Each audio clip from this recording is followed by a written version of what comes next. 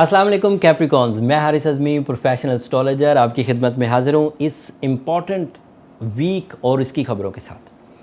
पिछले हफ्ते mercury retrograde हुआ। सबको उस रेट्रोग्रेशन की वजह से कम्युनिकेशन डिज़ास्टर्स, किसी हद तक साइकोलॉजिकल नेगेटिव इम्पैक्ट्स, डॉक्यूमेंटेशन में issues, but you are on least risk.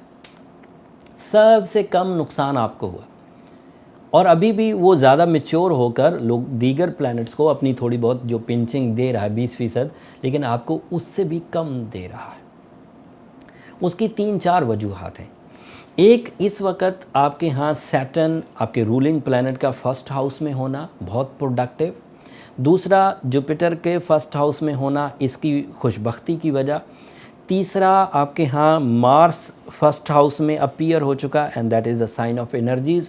सो आपके पास एक ख़जाना मौजूद है लक का, प्रोडक्टिविटी का, टाइम फेवर्स का, स्किल डेवलपमेंट का, जिसकी वजह से रेट्रोग्रेशन ऑफ मरकरी आपको तंग नहीं करेगा।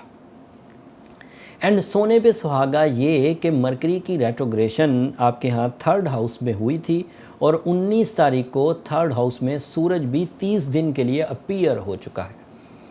और रूल्स ऑफ एस्ट्रोलॉजी यही कहते हैं कि अगर सूरज किसी हाउस में मौजूद हो तो वहाँ जितने भी नेगेटिव प्लैनेट्स हों, चाहे रेट्रोग्रेशन की वजह से नेगेटिविटी हो या उस एंगल पर वो अदरवाइज़ ही नेगेटिव बिहेव देते हों, वो बैलेंस हो जाते, ज़्यादातर बैलेंस हो जाते। मान लें कि इस सूरज और मरकरी की रेट्रोग्रेशन में अगर 100% डैमेज आने थे तो 80% कवर हो जाएंगे, 20% रह जाएंगे। और 20% डैमेज का भी ताल्लुक सिर्फ रिलेशनशिप सेक्टर में होगा। रिलेशनशिप कम्युनिकेशन डिस्टर्बेंसेस आएंगी, रिलेशनशिप कम्युनिकेशन एंड जो जहनी इंतशार होता है कि सामने वाले या दोस्त अहबाब या अजीज़ व अकारब से आप ज़रा खिंचे खिंचे रहते हैं, उस तरह की प्रॉब्लम्स। अदरवाइज़ मटीरियली डिज़ास्टर नहीं आएगा, आपके इख्तियारात में कमी नहीं आएगी, आपके सेहत में प्रॉब्लम नहीं आएगी, एस्ट्रोलॉजिकली नहीं आएगी। बाकी मेडिकल साइंसेस को आप ज़रूर फॉलो करिएगा। सो उम्मीद है कि जितनी पॉजिटिव बिहेवियर्स ऑफ प्लैनेट्स आपको सपोर्ट कर रहे हैं, रेट्रोग्रेशन ऑफ मरकरी जो कि एक शॉर्ट टर्म प्लैनेट है, वो ज़्यादा आपको तंग नहीं कर पाएगा।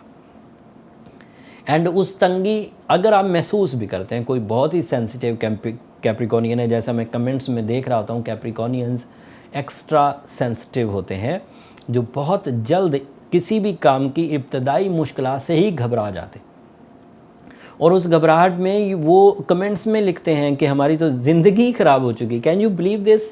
Most talented nature, most spiritual nature ज़रा सी रेट्रोग्रेशन ऑफ मरकरी से उलझ के रह जाता। फिर मैं उधर कमेंट करता नहीं हूँ, नहीं तो मुझे वैसे लिखना चाहिए कि आपने अपने आप को समझा नहीं। मुझे वहाँ लिखना चाहिए था कि आपने अपनी रब की दी हुई नेमतों का शुक्र अदा नहीं किया। जितना टैलेंट आपके अंदर है कैप्रिकॉनियंस, इंटरनली, इमोशनली, सिंसियरिटीज़ का, रिस्पॉन्सिबिलिटीज़ का, यकीन करें दूसरे प्लैनेट्स उसके लिए दुआएं मांगते और आपको वो मुफ्त में मिला हुआ है। सो इतनी जल्दी हिम्मत ना हारा करें। अगर कोई कैंसेरियन ज़्यादा ही कोई कैप्रिकॉनियन ज़्यादा ही सेंसिटिव हो चुका है तो उसे अपने ट्रीटमेंट्स लेने चाहिए। And Ruby is the ideal most treatment in my experience. 17 साल एक्सपीरियंस में सबसे ज़्यादा मैंने कैप्रिकॉनियंस को रूबी यूज़ करवाया और इसका रिज़ल्ट बहुत अच्छा रहा। और रेट्रोग्रेशन ऑफ मरकरी अगर ज़रा सा भी पिंच कर रही हो तो सूरह यासीन की सेकंड लास्ट आयत 13 दफ़ा पढ़ने से बैलेंस हो जाएगी। और 10 मार्च को वैसे भी रेट्रोग्रेशन रिजॉल्व हो जानी है। तो जो बंदा भी ये वीडियो जब भी देखे 10 तारीख से पहले वो सूरह यासीन की सेकंड लास्ट आयत ज़रूर कंसीडर करे, उसी दिन से रिकवरी होना शुरू हो जाएगी।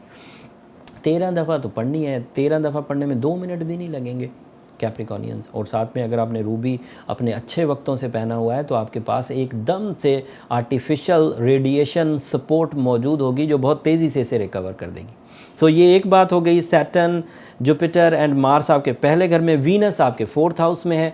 वीनस के चौथे घर में होने की वजह से आप ब्यूटी लविंग नेचर की तरफ बढ़ेंगे ऑल टाइप ऑफ ब्यूटिफिकेशन, घर की ताज़ीन और आयश, गाड़ी का बदलना, रिश्तों का अच्छा लगना, ये सब भी वीनस की सपोर्ट से आपको मुयस्सर रहेगा। ये इस हफ्ते की वीडियो थी कैप्रिकॉन्स। उम्मीद है कि आपको इस हफ्ते की इन्फॉर्मेशंस पसंद आई होंगी, और मेरी दरख्वास्त हमेशा की तरह आपसे वही रहेगी कि अगर मेरी ये कोशिशें, मेरी ये काविशें आपकी ज़िंदगी में कुछ सहूलत की वजह बनती हों, आपको वक्त या कैलेंडर को समझने में मदद मिलती हो, तो हमें अपनी दुआओं में याद रखिएगा।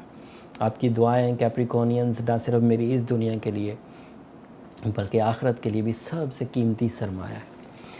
अगले हफ्ते कुछ और इवेंट्स आएंगे सोलर सिस्टम में। ये हफ्ता 24 फरवरी से लेकर 1 मार्च तक था। अगले हफ्ते मेजर चेंजेस हैं, वो तफसील से बयान करूँगा। तब तक के लिए इजाज़त दीजिए। जाते जाते चैनल को ज़रूर सब्सक्राइब कर लीजिएगा। अल्लाह निगहबान।